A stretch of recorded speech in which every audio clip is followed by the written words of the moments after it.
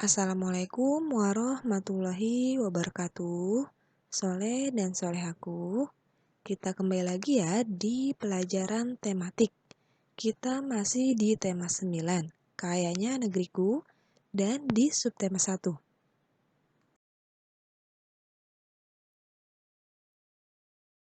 Materi pelajaran yang pertama, ilmu pengetahuan sosial.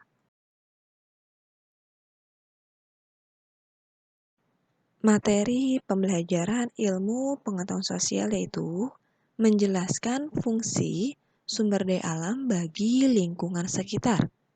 Sumber daya alam adalah segala sesuatu yang berasal dari alam dan dimanfaatkan untuk memenuhi kebutuhan manusia. Sumber daya alam dikelompokkan menjadi dua, yaitu berdasarkan lokasi sumbernya dan sifatnya. Menurut lokasinya, sumber daya alam dikelompokkan menjadi dua, sumber daya alam darat dan sumber daya alam perairan.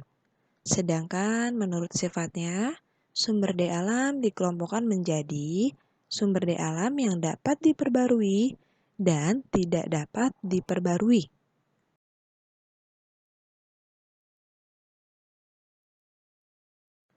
Pembelajaran selanjutnya mengidentifikasi kegiatan ekonomi berdasarkan ketersediaan sumber daya alam.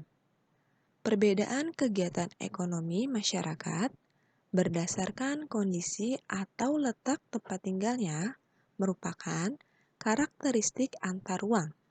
Misalnya, masyarakat yang tinggal di sekitar pantai biasanya berprofesi sebagai nelayan, petani kelapa, atau penjaga pantai. Materi pelajaran yang kedua, PPKN.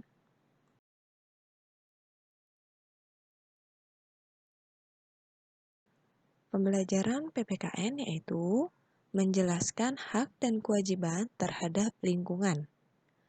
Lingkungan yang asri, nyaman, dan aman merupakan lingkungan yang diinginkan oleh setiap orang. Hak adalah sesuatu yang layak kita dapatkan setelah mendapatkan kewajiban. Sedangkan kewajiban adalah sesuatu yang harus kita kerjakan.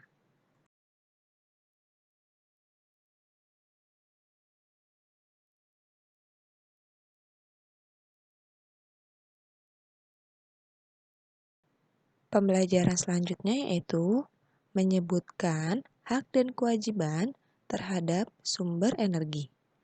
Banyak hal yang dapat dimanfaatkan dari laut, misalnya membangkitkan listrik, sumber garam, sumber makanan seperti udang, cumi-cumi, dan ikan, kemudian tempat penelitian. Semua warga berhak untuk menikmati sumber energi laut. Perhatikan gambar berikut. Menjaga kelestarian terumbu karang dapat menjaga ketersediaan ruang bagi ikan untuk berkembang biak.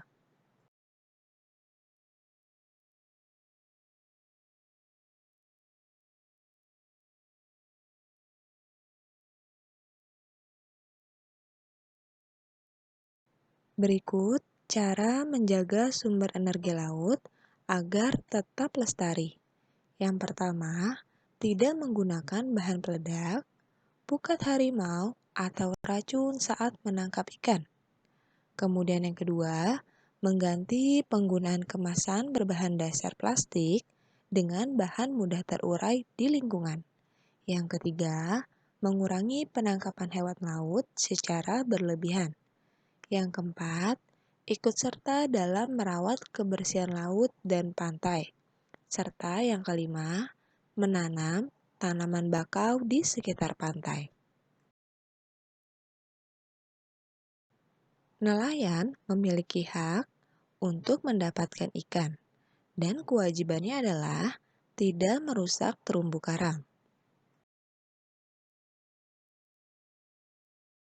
Perhatikan hak dan kewajiban di beberapa lingkungan alam berikut, yaitu hak mendapatkan udara segar, menikmati keindahan hutan, memanfaatkan kayu pohon sesuai aturan, dan memanfaatkan tumbuhan sebagai bahan makanan dan obat-obatan.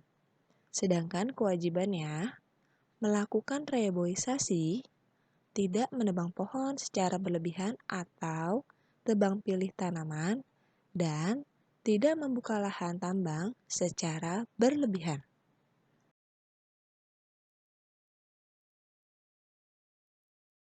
Selanjutnya dari sungai, yaitu haknya menggunakan air untuk keperluan mandi dan mencuci, memanfaatkan aliran sungai untuk transportasi, memanfaatkan air untuk pengairan sawah, dan memanfaatkan aliran air sebagai pembangkit energi listrik.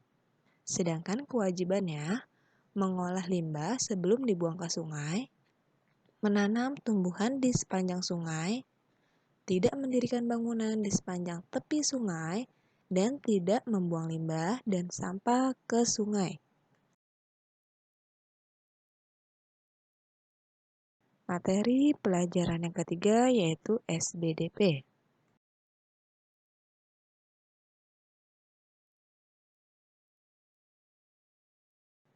Materi pembelajaran SBDP yaitu menyanyikan lagu sesuai dengan tempo dan tinggi rendah nada.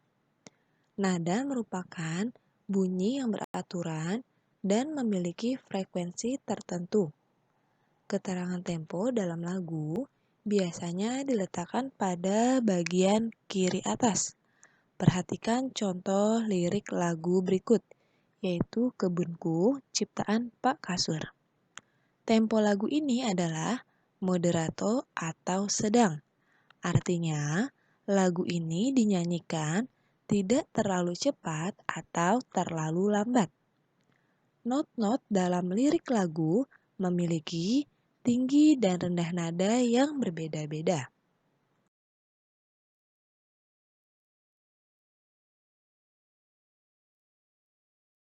Tempo merupakan cepat atau lambatnya lagu saat dinyanyikan. Sedangkan nada adalah bunyi yang teratur saat dinyanyikan.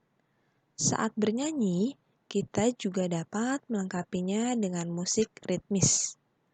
Musik ritmis terbentuk dari berbagai bunyi alat musik ritmis atau tidak bernada. Bunyi-bunyian tersebut bersatu menjadi sebuah irama.